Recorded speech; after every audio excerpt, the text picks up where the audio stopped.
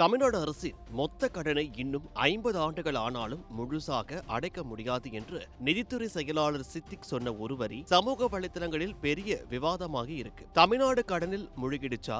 இத்தனை ஆண்டுகள் ஆட்சி பண்ணியும் கடனை அடைக்க முடியவில்லையா என்று நிறைய பேர் கேள்வி கேட்கிறாங்க. ஆனா அவர் உண்மையிலேயே அதைத்தான் சொல்ல வந்தாரா, இல்ல அந்த ஒரு வரியை மட்டும் எடுத்துக்கிட்டு அதன் பின்னாடி இருக்கிற பொருளாதார அர்த்தத்தை நாம தவறாக புரிஞ்சுக்கிட்டோமா? இதை கொஞ்சம் சிம்பிளா புரிஞ்சுக்கலாம். முதல்ல அரசு ஏன் கடன் வாங்குது?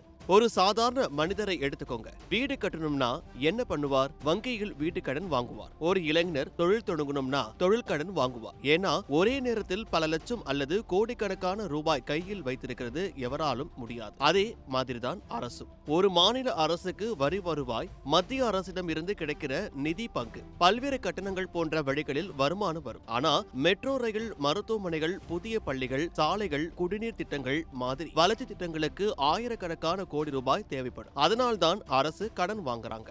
அதாவது கடன் வாங்குறது செலவு செய்ய மட்டும் இல்ல, வளர்ச்சிக்கான முதலீடாகவும் அதை பயன்படுத்துறாங்க. அப்போ 50 வருடங்களுக்கும் கடன் இருக்கும்னு சொன்னா என்ன அர்த்தம்? அதுக்கு தமிழ்நாடு திவாலாகிவிடும்னு அர்த்தம் கிடையாது. அரசு ஒரு பக்கம் பழைய கடன்களை திட்டமிட்டபடி திருப்பி செலுத்திக்கிட்டே இருக்கும். அதே நேரத்தில் புதிய வளர்ச்சி திட்டங்களுக்கு புதிய கடன்களையும் வாங்கிக்கிட்டே இருக்கும். உதாரணத்துக்கு ஒரு புதிய பாலம், மெட்ரோ திட்டம், அணை, தொழிற்பேட்டை, மருத்துவமனை, இப்படி வளர்ச்சி தொடர்ந்து நடந்தா அதற்கான முதலீடும் தொடர்ந்து தேவைப்படும். அதனால்தான் கடனும் தொடர்ந்து இருக்கும். இப்போ இன்னொரு முக்கியமான விஷயம், ஜிஎஸ்டிபி ஒரு மாநில ஒரு வருடத்தில் உருவாக்குற மொத்த பொருளாதார மதிப்பு. அதாவது தொழிற்சாலைகள், விவசாயம், ஐடி நிறுவனங்கள், கட்டுமானத்துறை, வணிகம், சேவைத்துறை, இவங்க எல்லோரும் சேர்ந்து உருவாக்குற மொத்த உற்பத்தி மதிப்பு தான் ஜிஎஸ்டிபி. இதை ஒரு சின்ன உதாரணத்துல புரிஞ்சுக்கலாம். 2 பேருக்கும் தலா 10 லட்சம் ரூபாய் கடன் இருக்கு. ஒருத்தர் மாதம் 25,000 ரூபாய் சம்பாதிக்கிறார். அவருக்கு அந்த கடன் பெரிய சுமை. ஆனா இன்னொருத்தர் மாதம் 5 லட்சம் ரூபாய் சம்பாதிக்கிறார்.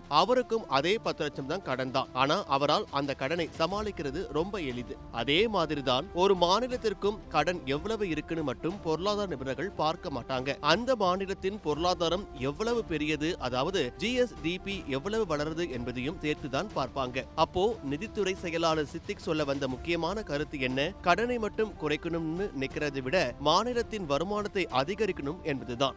மாநிலத்தின் வருமானத்தை அதிகரிக்க வரி வருவாய் அதிகரிக்கணும், புதிய தொழிற்சாலைகள் உருவாகணும், அதனால வேலை வாய்ப்புகள் உருவாகும், முதலீடுகள் அதிகரிக்கும், அதனால் ஜிஎஸ்டிபி உயரும். பின்னர் அரசு வாங்கி இருக்கிற கடனை சமாளிக்கிறதும் எளிதாக